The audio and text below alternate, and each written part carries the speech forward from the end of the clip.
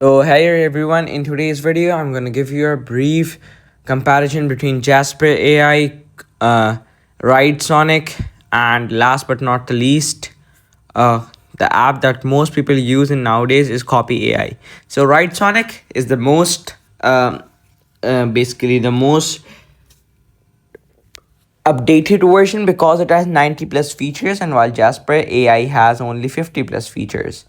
And Copy AI lacks is in the bottom with 30 plus features. So Copy AI and Jasper. So the question is that which is a better writing tool.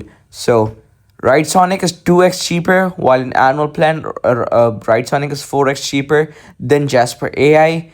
5-star ratings of Writesonic and features. Writesonic has 90 plus features while Jasper has only 50 plus, and it integrates with almost everything and gives you a free trial on your credit card.